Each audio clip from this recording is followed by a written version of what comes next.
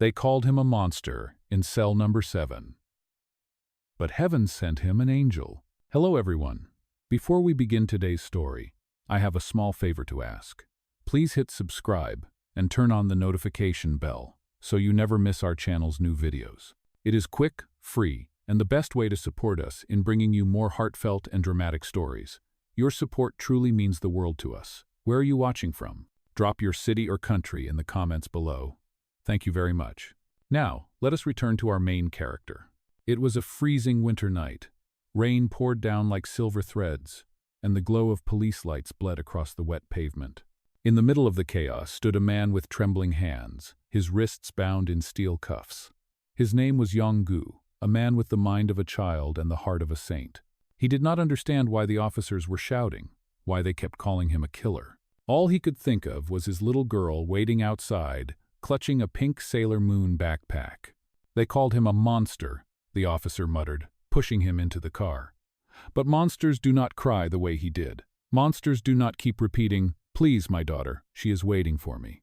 As the siren wailed through the night, Yong-gu's thoughts ran in small circles, like a frightened child's prayer. He remembered holding Ye Se-young's hand that morning, walking to the small stationery shop near their neighborhood in Busan. She had seen that pink backpack in the window for weeks, the one with sparkling buttons and a smiling cartoon face. "Next time, Daddy," he had promised her. "Next time, when we have enough money." That was the last normal moment of his life. Hours later, an accident happened near that same store. A young girl, the daughter of a powerful police chief, was found lifeless on the ground. Someone had seen Yong-gu nearby, holding a balloon. The story twisted fast, cruelly, like a storm. In less than a day, the newspapers printed his face under the headline, "The Monster of Cell Number 7." But no one told the truth, that he had been trying to help, not harm, that he did not even understand what he was accused of. When the cell door slammed shut, the echo sounded like the world ending. The room was dim, the walls stained with years of loneliness. 6 men looked up, eyes sharp and cold. To them, he was the worst kind of criminal child killer. Yong-gu lowered his head, clutching the small drawing Ye Se-young had made for him, a stick figure holding hands with another. Under a crooked sundae, he whispered her name like a prayer. That night, as thunder rolled across the sky, he sat alone in the corner, rocking back and forth. His lips moved, forming the same words over and over. "Daddy will come home soon. Daddy will come home soon." Outside, the storm raged on, and no one heard his quiet sobs. But somewhere far away, in a small apartment with peeling wallpaper and one flickering bulb, a little girl pressed her hands together, whispering too, "Please keep my daddy safe."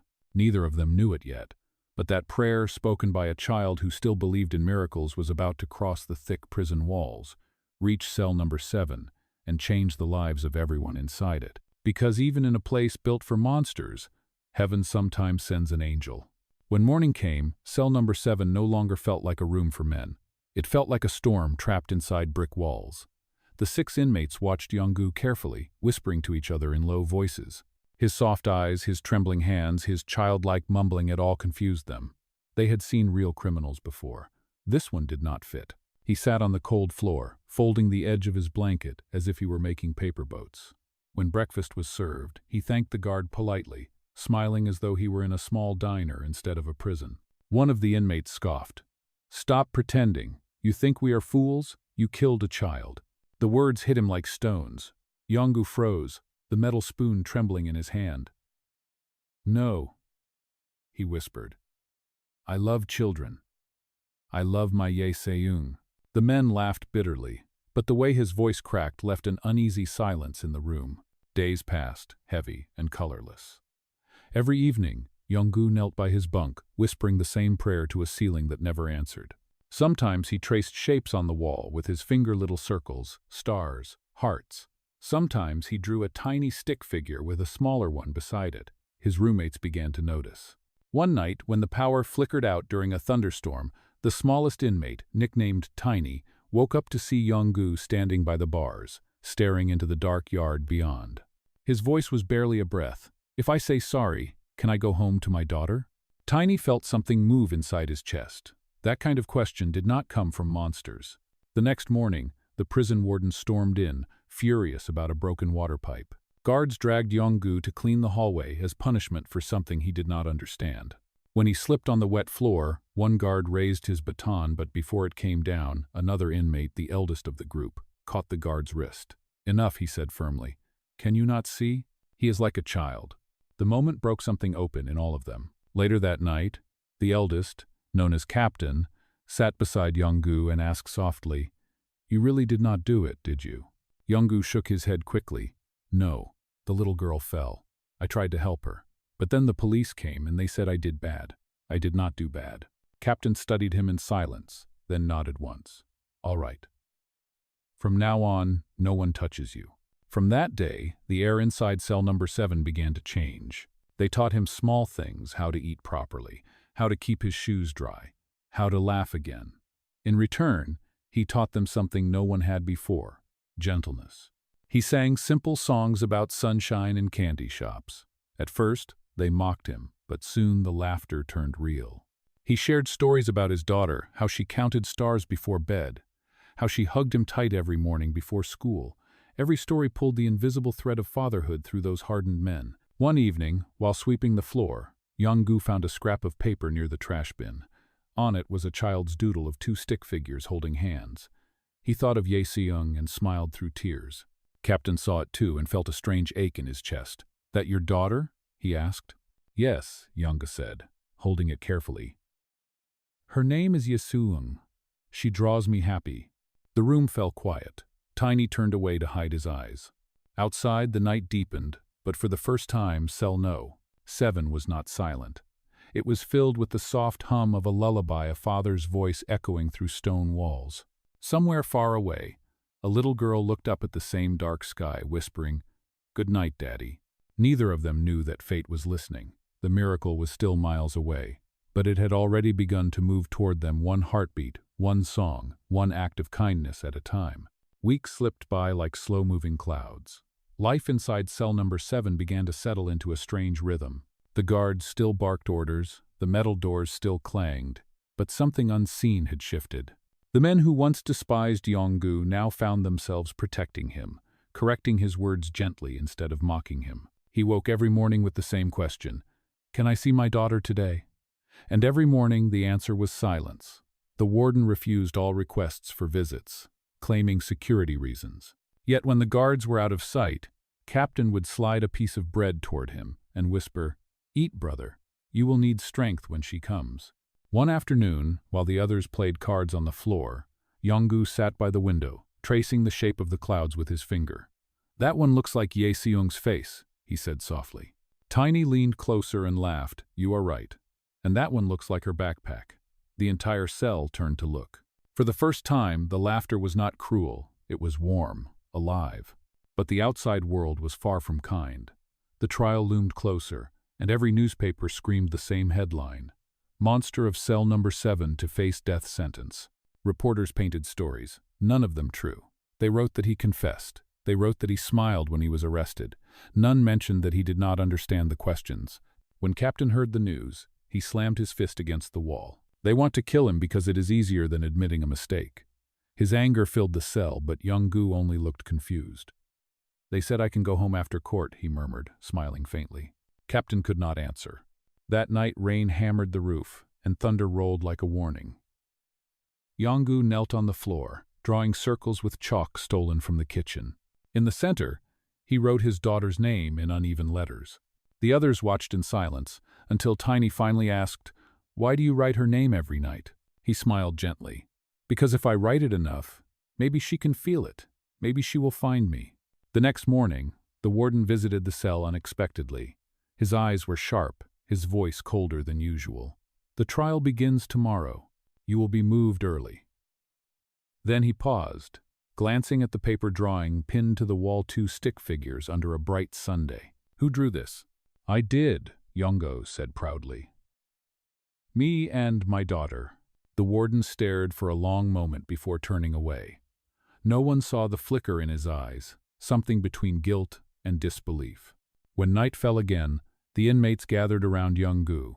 Captain unfolded a small cloth bundle. Inside were 2 hard-boiled eggs and a piece of candy saved from days of skipped meals. "For you," he said. A gift before you go. Young-gu's eyes widened as if someone had handed him gold. For me? Really? Yes, Captain replied quietly. And one more thing. He took Young-gu's hand and pressed a small wooden cross into his palm. Keep this. Whatever happens, remember, you are not alone. Young-gu nodded, his voice trembling. Thank you. You are my friends now, like family.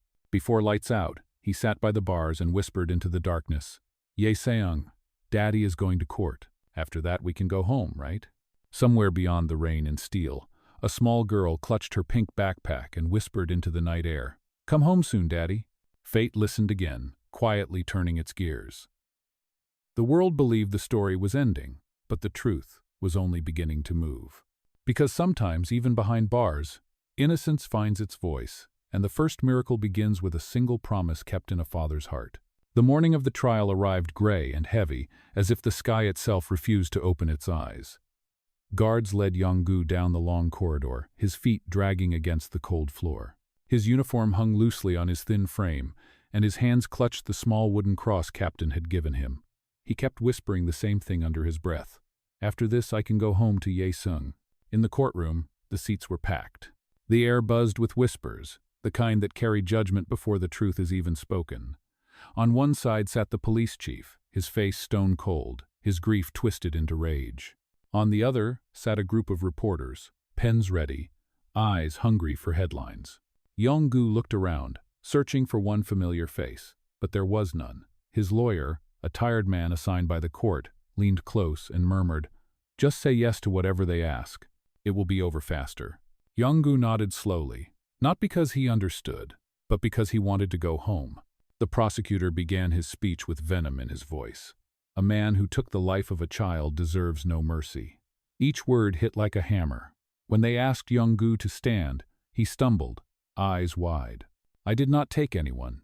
I helped her. She fell. She was hurt. I tried to help." The crowd erupted with noise gasps, shouts, laughter.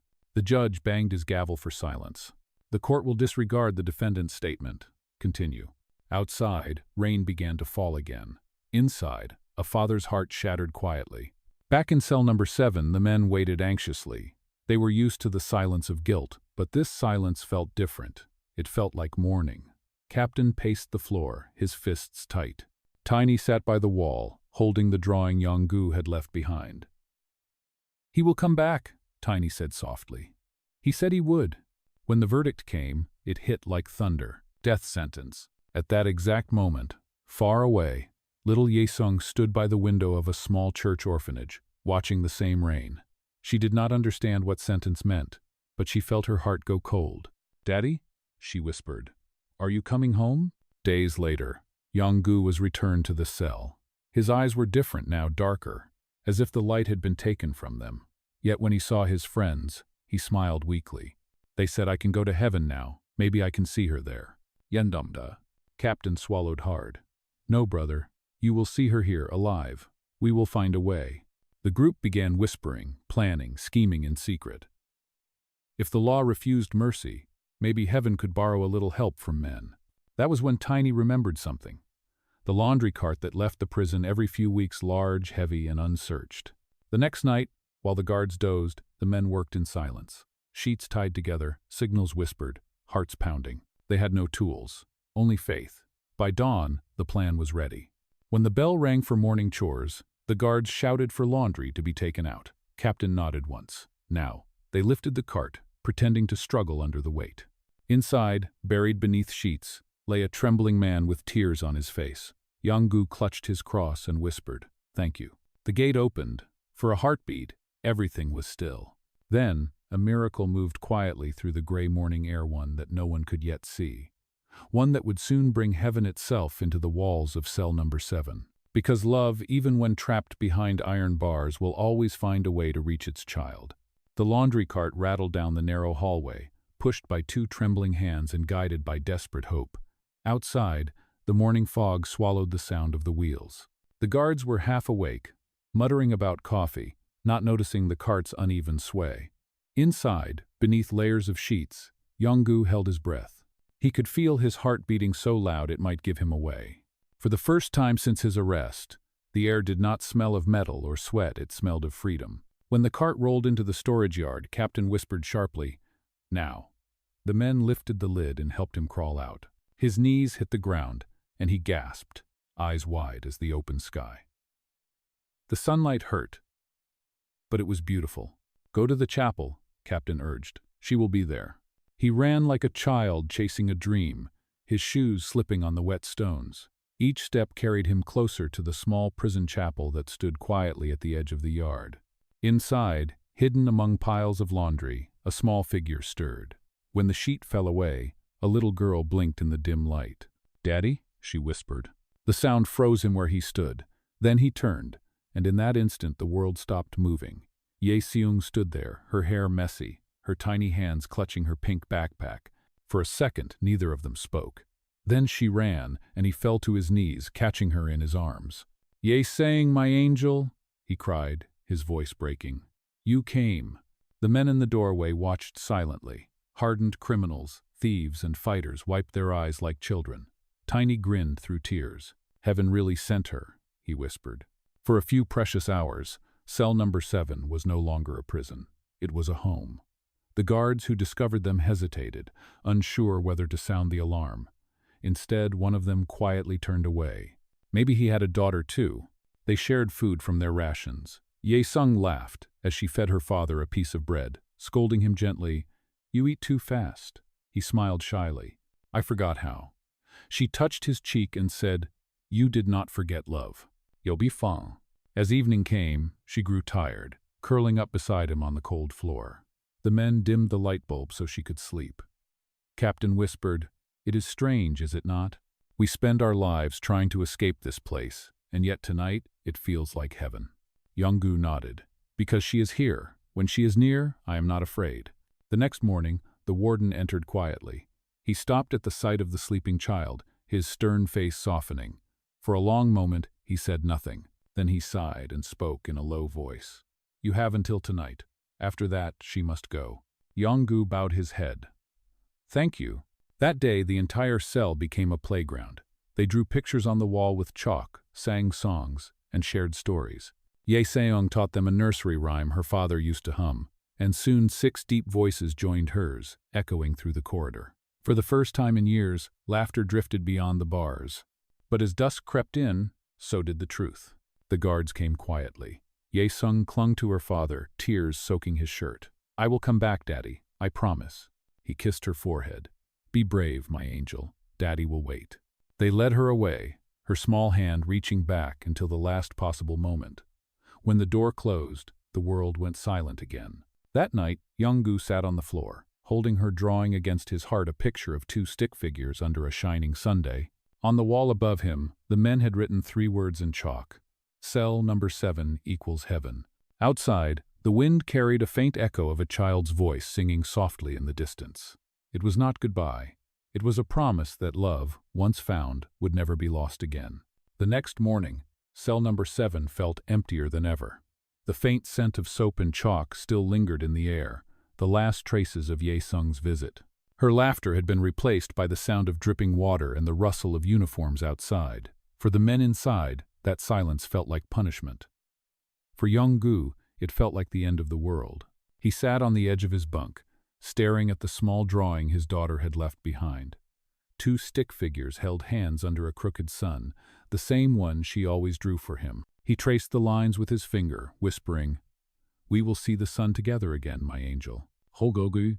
Days turned into weeks. The prison grew colder, the walls rougher. But something had changed inside the men. Their hearts, once hard as the iron bars, had softened.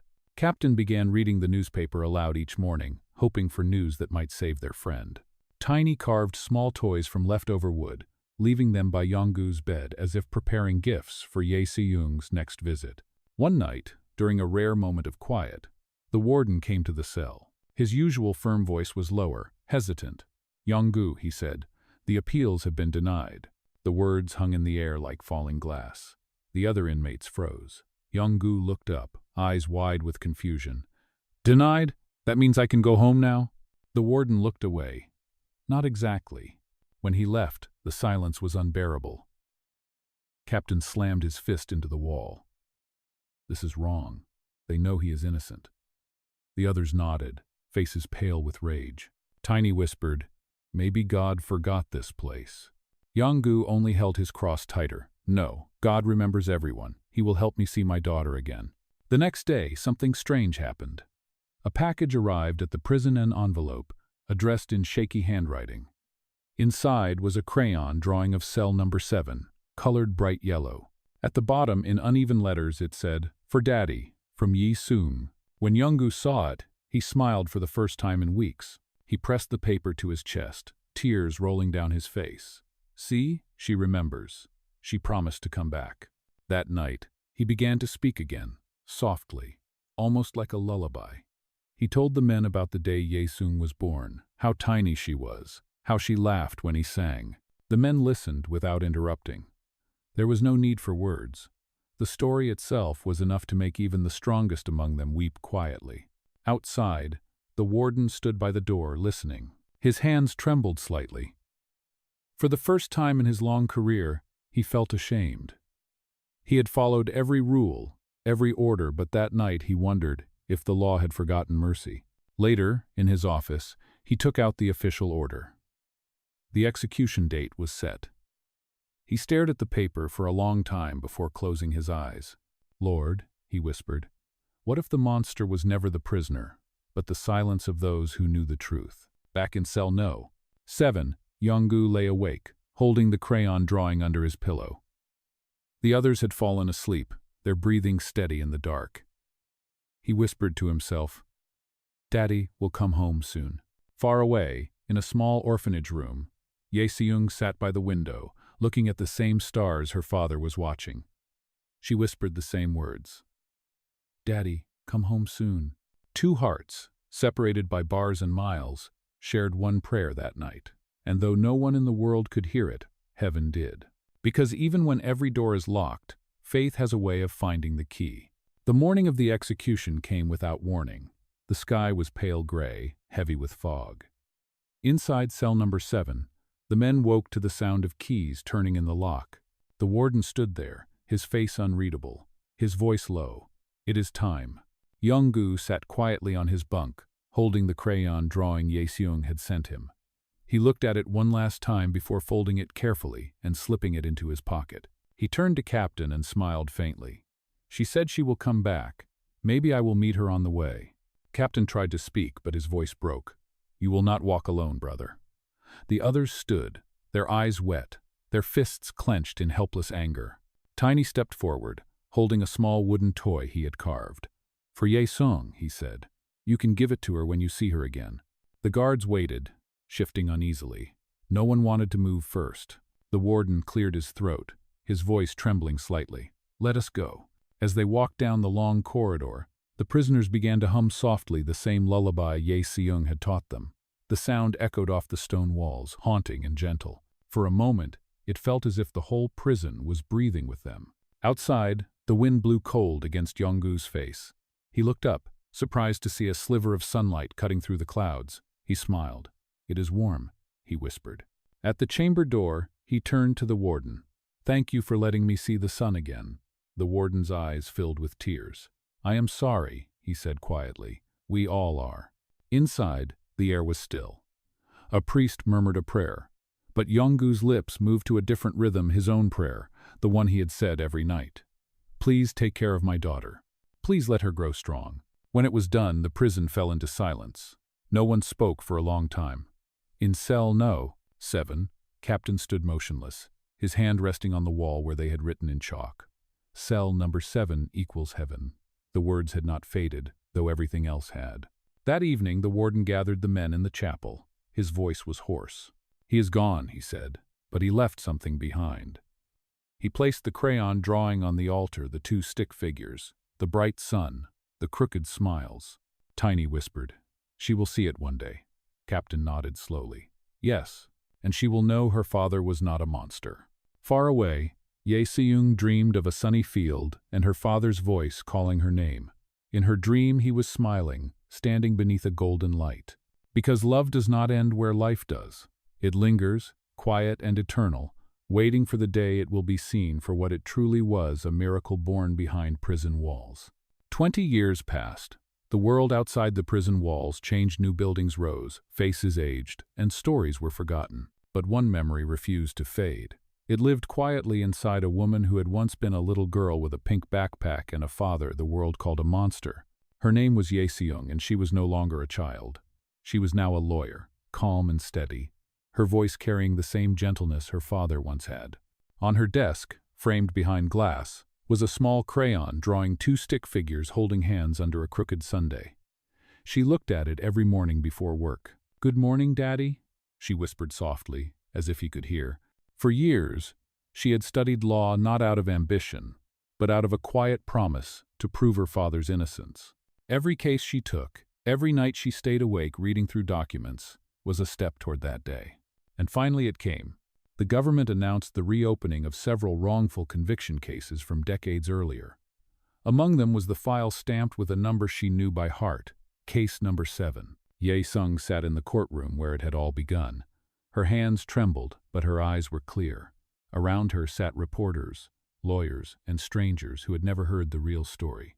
On the stand stood Captain, now gray-haired, his prison uniform long replaced with a simple suit. He looked at her with warmth that time could not erase. "I was there," he said firmly. "That man did not hurt anyone. He was kind. He was gentle. He was a father." His voice shook, but he continued. "We all failed him, and we have lived with that guilt every day since." The room fell silent. Even the judge lowered his eyes. One by one, the old inmates testified. They spoke about the laughter, the songs, and the night they saw a miracle, a little girl brought into the prison like an angel. By the time they finished, no one in the room could hold back tears. Ye Seung stood last. Her voice was calm, but every word carried the weight of 20 years. "My father did not die a criminal. He died a good man. And today, I ask not for revenge, but for the truth to be restored." When the verdict was read, the courtroom held its breath. "The court hereby declares the late Mr. Lee Young-gu innocent of all charges." For a moment, Ye Seung could not move. Then, as tears welled in her eyes, she whispered, "We did it, Daddy." Outside the courthouse, sunlight broke through the clouds. She looked up at the sky and smiled, seeing in the light the same warmth she remembered from his embrace. Justice had come too late for him, but not too late for love. And in that moment, she knew her father's story had never been about loss. It had always been about redemption. Because even after death, truth finds its way home. When the courtroom emptied and the applause faded into quiet, Ye Seung stayed behind. The sunlight streamed through the tall windows, painting golden lines across the floor. In her hands, she held the official document that cleared her father's name. The words were simple, printed in black ink, but to her, they felt like a heartbeat, one that had been silent for 20 long years. She stepped outside, where the air smelled of rain and spring. For a moment, she stood still, her eyes closed, listening to the wind. Somewhere inside that gentle breeze, she imagined his voice, calm and tender, saying, "You did well, my angel." A soft smile touched her lips. "We did it together, Daddy." A week later, she returned to the old prison grounds, now empty and silent. The walls were cracked, the metal bars rusted, and the paint had long faded. The government had closed it years ago, but to Ye Seung, it was not a place of pain anymore. It was where her father's love had lived, where hope had survived against all odds. She walked down the familiar corridor, her footsteps echoing in the still air. Cell number 7 stood open, light pouring in from the small window above. Dust floated through the beam of sunlight like tiny stars. On the far wall, the faint chalk words were still visible. Cell number 7 equals heaven. She reached out, tracing them with her fingertips. From her bag, she took the crayon drawing, now a little faded, the paper soft from years of being handled. She placed it on the wall beneath the chalk words, pressing it gently against the stone. "This is where you belong," she whispered. "This is where heaven began." As she stood there, memories came rushing back, the laughter, the songs, the way he had held her that one magical day inside these walls. She felt tears rise, but they were not tears of sorrow anymore. They were tears of peace. She knelt down, setting a small bouquet of white lilies on the floor. "They called you a monster," she said softly, "but you were my miracle." Her voice trembled, but her heart felt light. And now the world finally knows it too. The wind moved through the open doorway, carrying the faint sound of children playing somewhere outside. She smiled. Life had continued, as it always does, but the echo of her father's kindness had not vanished. It lived in her work, in every case she took, in every person she defended. Before leaving, she looked back one last time. The sunlight had shifted, falling perfectly on the drawing, the two stick figures holding hands beneath a crooked sundae. For a moment, the room seemed alive again, filled with warmth and color, as if time itself had bowed its head in respect.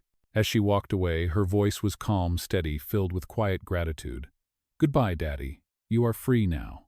Majid. Outside, the sky was open and endless.